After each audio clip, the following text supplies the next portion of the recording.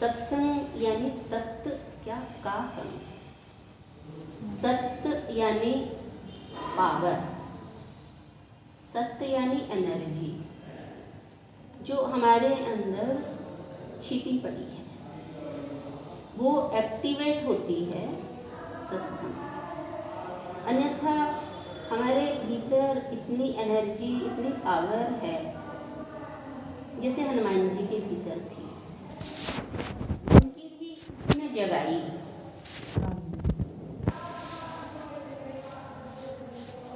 उनकी जगाई जग गई। ऐसी हमारे अंदर भी वो पावर और वो जागती है सत्संग करने से।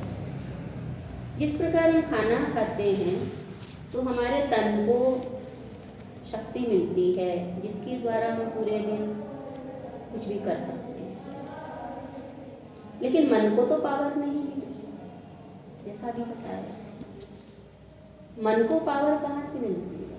सत्संग से मिलती है। दुनिया हमारे मन को गिराती है, कमजोर करती है, और संत हमारे मन को उठाते हैं, जगाते हैं, बार बार ये समझाते हैं कि तुम कमजोर नहीं हो। किसी ने हमसे कह दिया कि तुम्हारी साड़ी बड़ी गंदी है, तुम्हारी साड़ी पर ये दाग है, मन भी गिरा। लेकिन संत हमें ऐसे शब्द नहीं कहते, हमें वो भाव दे देते हैं जिसके द्वारा हम जान सकें कि ये जिस दुनिया में हम रह रहे हैं, जब तक हमें सत्संग नहीं मिलेगा तब तक हम दुनिया की बातों को सुनकर अपने आप को कमजोर करें। लेकिन जब संत का भाव अब हमारे भीतर आएगा तो हम गिरेंगे नहीं, बल्कि गिरे को उठाएंगे। क्यों उठा सकेंगे हम गिरे को? क्योंकि हमारा मन उठा हुआ, हमारा मन जग गया कि हम ऐसे कार्य करने के लिए संसार में नहीं हैं। जिस प्रकार नदी अपने स्रोत से जुड़ी है तो बह रही, किसकी ओर बह रही है? विशालता की ओर बह रही है, सागर की ओर बह रही है। सागर की ओर बहना, समुद्र की ओर बहना यानी विशालता की ओर बहना, अपने स्रोत की ओर बहना, उसी में मिलने के लिए बह रही है।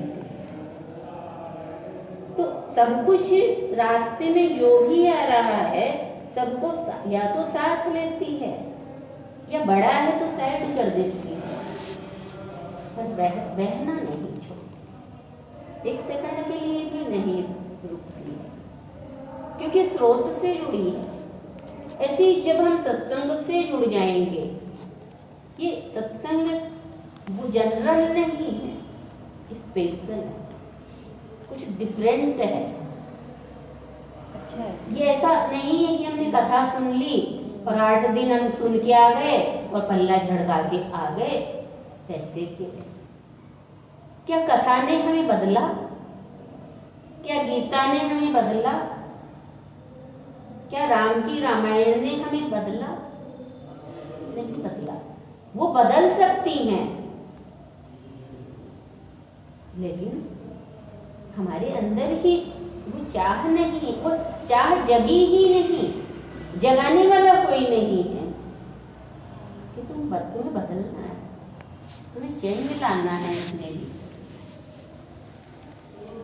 बद ले लेती है, बद मतलब कमियां, मतलब कमजोरियां, जो नेगेटिविटी है हमारे अंदर, वो हमारे लिए सहजता से ले लेती है, हमें कुछ छोड़ना नहीं।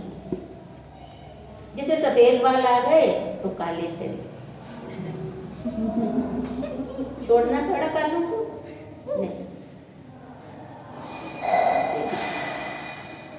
जैसे दिन आया तो रात बीत गई, सुबह सूर्य आया तो चंद्रमा छिप गया। तो हमें कुछ करना नहीं, खाली सुनते रहना, आते रहे, जुड़ जाना है, अपने स्रोत से जुड़ जाएंगे तो विशाल की ओर बहने लगे। हमारा जीवन विशाल बन जाएगा। विशाल में समाकर विशाल ही तो बनेगा। महान के संग जुड़ेंगे तो महान ही बनेंगे। लोहे के संग जुड़ कर के सोना क्या कहलाता है?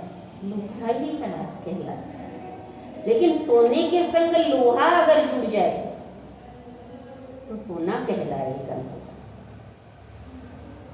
किससे जुड़ना है? कीमती की ओर, कीमती से जुड़ना। हमने राम कथा सुनी, गीता भागवत सुनी, सब हमें बदल सकते हैं, लेकिन 8 दिन में नहीं। परीक्षित बदल गया क्योंकि उसको पता था कि 8 ही दिन है हमारे पास। हमको लगता है हमारे पास तो बरसों पड़े हैं, और बदल करके जाना ही थोड़ी है। बदल करके संसार को एंजॉय भी तो करना है, बदल करके कमाई भी तो करनी है।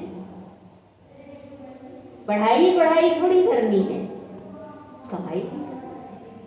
कमा करके आनंद भी तो लेना है अपने जीवन में। खाली जाना ही थोड़ी है हमें। हमने सुन लिया 8 दिन भागवत जी सुन लिए और हमारी मुक्ति हो जाएगी, नहीं हो सकती। क्योंकि हम कथा सुनने गए लीला देख करके, लाल बन के नहीं आए। कथा शब्द कहता है कि कृष्ण था कथा में, और गुरु कहता है कृष्ण है सत्संग। कृष्ण था, गुरु कहता है तू ही कृष्ण है। पहले अर्जुन बन तो कृष्ण तो आ जाएगा। कृष्ण तो सामने ही है, पर अर्जुन बनना पड़ेगा। अपने संशयों को डालना पड़ेगा उसके चरणों में। अपने भ्रम को डालना पड़ेगा कि यहाँ न राम है न कृष्ण है। लोग मंदिर में जाते हैं, मैं सत्संग में क्यों जाऊं? भी हाई स्कूल स्टडी करना चाहते हो या प्राइमरी पढ़ लेना चाहते हो? मैं सत्संग में क्यों? मंदिर में तो सब जाते हैं, सत्संग में कोई बिरला जाता है। भक्ति करे कोई सूरमा, सत्संग में बिरला जाता है। क्योंकि हीरे की दुकान पर भीड़ नहीं होती, इतने दामी ही नहीं है। सत्संग में इतनी भीड़ नहीं है। सब जगह भीड़ मिलेगी, क्योंकि भेड़े तो लाइन में चलती है, भीड़ में चलती है। संत हमें भीड़ से निकालकर शेर बनाते, दहाड़ना सिखाते हैं। क्या क्या दहाड़ता है शेर? कि मैं जंगल का राजा। संत किसी से डरते नहीं हैं, बल्कि संतों के चरणों में लोग गिरते हैं कि हमारे भाई को ले लो, हमारी कमजोरियों को ले लो। मैं सत्संग में कैसे आऊं? घर वाले मना करते हैं, क्योंकि पता है लोगों को कि जहां भीड़ जा रही है वहां कोई खतरा नहीं है, वापस आ जाएगी। जहां भीड़ जा रही है, कहां तक जाएगी भीड़? लेकिन संत तो वहां पहुंचा देता है जहां किसी की पहुंच नहीं। इसलिए आज जिस घर में सत्संग होती है, बहुत बड़ी पुण्यों की पूंजी है। तब उसकी कृपा का प्रसाद उन्हें मिलता है। पहले घर में आते हैं दिल में, क्योंकि धीरे धीरे प्यार को बढ़ाना है। धीरे धीरे प्यार को धीरे धीरे हमारे भीतर जैसी हमारी चाह होगी उसी के अनुरूप आते चले जाएंगे। कहा ना भजन में, चाह में असर होगा, दिल में बैठ जाएगा। हमारी चाह जो है वही हम है। आज कहीं ना कहीं हमारे अंदर ये भाव है कि हमें भी कुछ इस संसार में डिफरेंट मिले। साड़ी की दुकान पे जाते हैं, भैया डिफरेंट दिखाना, सबको दिखाइए, वो मत दिखा देना। ये सबकी चाह होती है। तो हमारे अंदर ये चाह हो कि हमें ऐसा सत्संग मिले,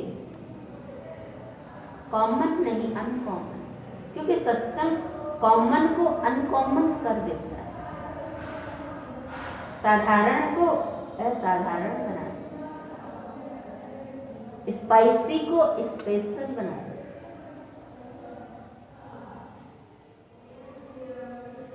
बहुत बड़ी दया है संत की, बहुत बड़ी कृपा है। दया, भगवान दया करता है तो संसार का धन देता है अपनी दया के कारण। इसे हमें भिखारी पर दया नहीं आती क्या? इसको दे दो, 2 पैसे दे दो। तो भगवान को जब दया आती है तो संसार का धन देता है हमको। लेकिन संत जब कृपा करते हैं तो हमें सत्संग देते हैं। उनकी कृपा का प्रसाद है सत्संग, और प्रसाद मीठा होता है।